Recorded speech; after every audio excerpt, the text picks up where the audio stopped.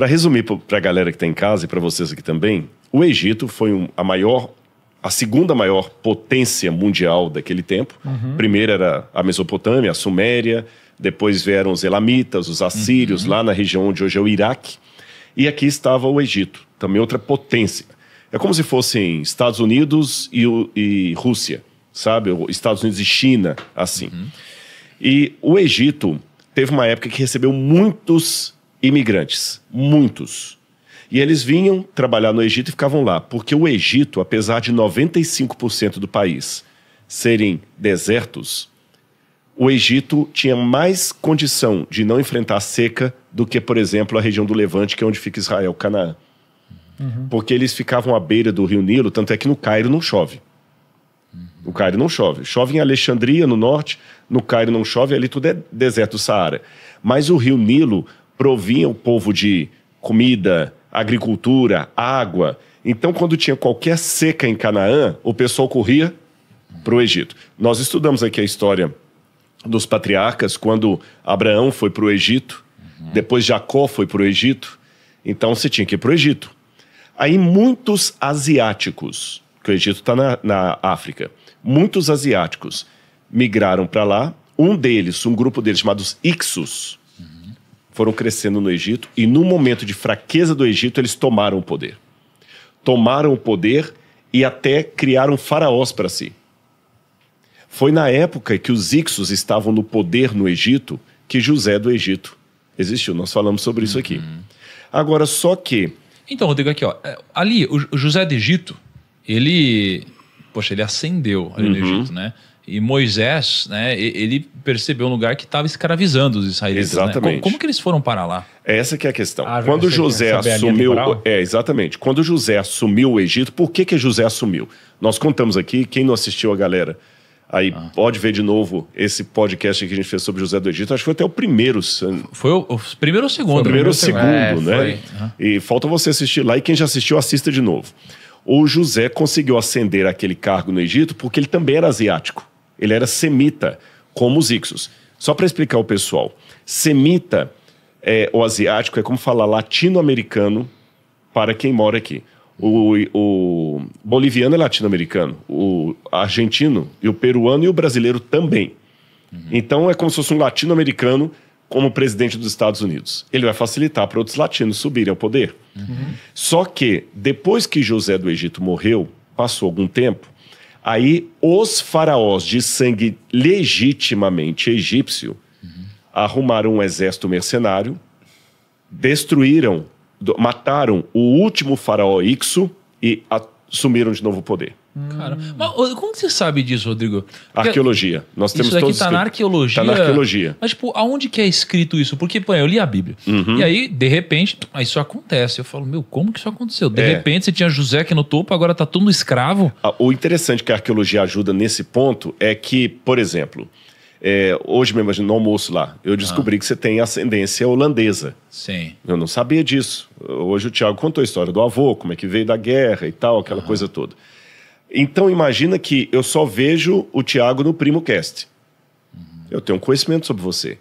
Mas aí alguém fala assim, pois é, mas eu conheço mais coisas do Thiago e eu vou escrever a biografia dele. Fica muito mais rico entender algumas coisas suas a partir da sua biografia familiar, de onde que vieram algumas tendências, a gente conversou sobre isso. Então a arqueologia, ela dá aquele pano de fundo no qual a Bíblia foi escrita. Certo. Coloca a Bíblia num contexto. Aí você entende por que esse faraó não conhecia José.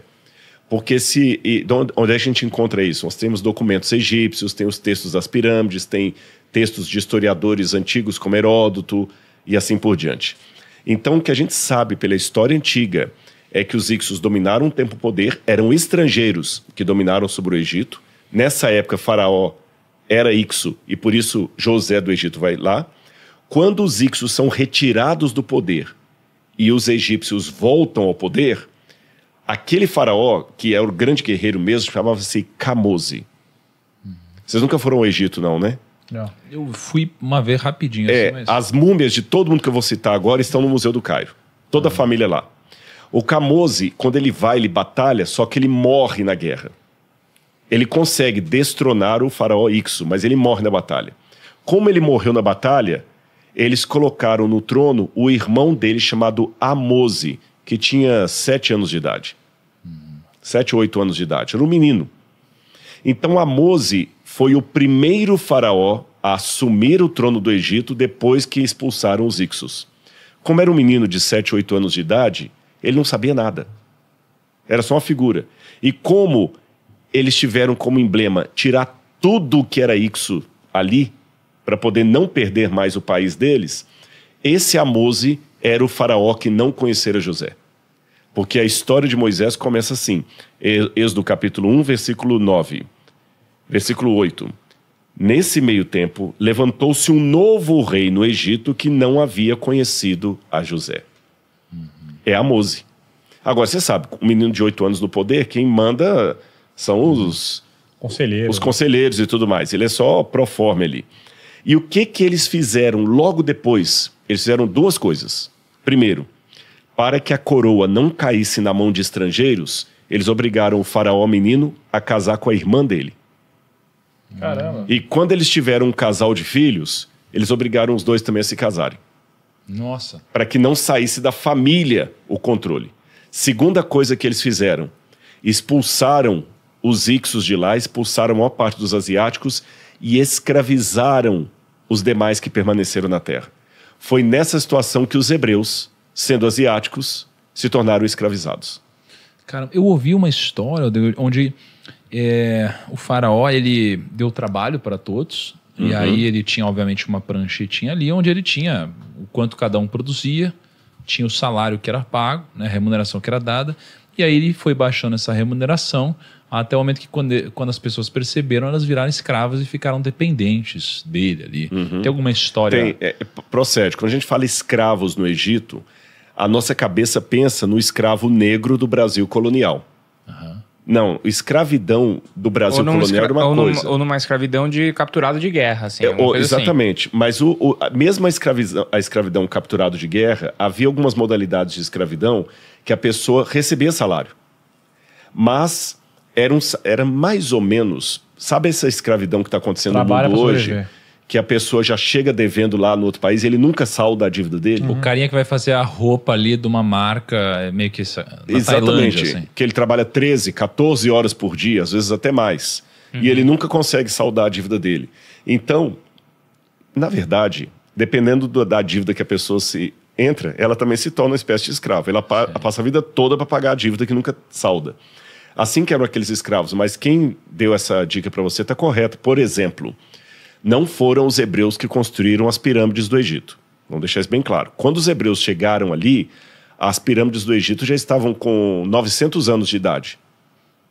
Aquelas 3. Mas nas pirâmides, por exemplo, você encontra pichação assim. Aqui estão os empregados de Khufu, ou Quéops. E nós temos até quanto que era o salário que eles ganhavam. O salário era em sacas de trigo e pedaços de carne. Então eles ganhavam, mas aquela opressão, ele ia diminuindo o salário, colocando mais impostos, o camarada não conseguia sair dali, você está entendendo? Ele tinha dívidas impagáveis, dava uma miséria para o camarada sobreviver ali, tratava o hebreu e outros escravos que estavam lá, não só hebreus, como cidadão de segunda categoria. Aí teve um dia que aquele grupo estava crescendo demais. E qual que era o grande medo dos faraós? Essa foi a 18ª dinastia. Quando a gente estuda isso em egiptologia, a gente chama essa de a 18ª dinastia. Qual era o grande medo? Que o Egito caísse de novo nas mãos de estrangeiros. E o que aconteceu na época dos Ixos? Eles vieram num sistema migratório para o Egito, chegando no Egito, e lá eles cresceram e, num momento de fraqueza política, tomaram o poder. Agora os escravos também estavam crescendo demais, especialmente os hebreus. Qual o risco? Eles vão tomar o poder. Então, peraí, vamos mandar matar. Fala com as parteiras que todo mundo que tiver filho homem, elas mandam matar.